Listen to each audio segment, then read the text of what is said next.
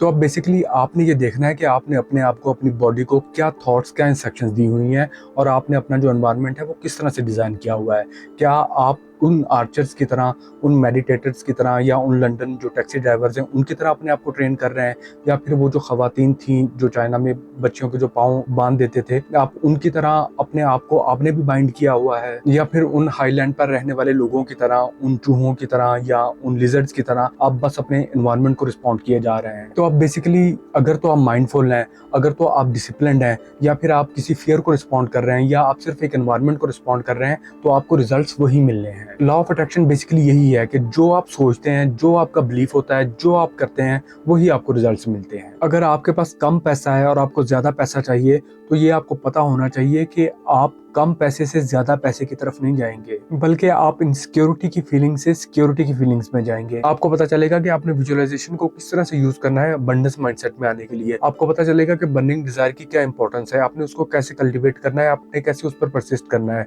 फिर आपको पता चलेगा कि मैनिफेस्टेशन होती कैसी है, आपने वाइब्रेशंस के साथ कैसे अलाइन करना है। फिर आपको पता चलेगा कि आपने परसिस्ट कैसे करना है, आपने पेशेंस कैसे दिखानी है। और आप जब ये सब स्टेप्स कर रहे होंगे, तो जिस तरह हमने 5th स्टेप में डिस्कस किया था, जो हमारा 5वां पार्ट था, कि आपके जो माइंड्स और बॉडीज हैं वो ऑलरेडी ट्रेन हो रहे होंगे। और फिर जब आपको ये पता चल जाएगा कि यही वो टेक्निक्स हैं जिनको हर बंदा फॉलो करके कामयाब हो रहा होता है, और ये प्रिंसिपल्स इस तरह से काम करते हैं, और ये डिफरेंट विजुअलाइजेशन के तरीके हैं जो आप भी अपना सकते हैं, तो फिर वो जो हमारा 6th पार्ट था, जो हमने 6ठे पार्ट में डिस्कस किया था कि आपको कोचिंग की या अकाउंटेबिलिटी की जरूरत होगी ताकि आप परसिस्ट करते रहें, तो वो स्टेप भी फुलफिल हो जाएगा।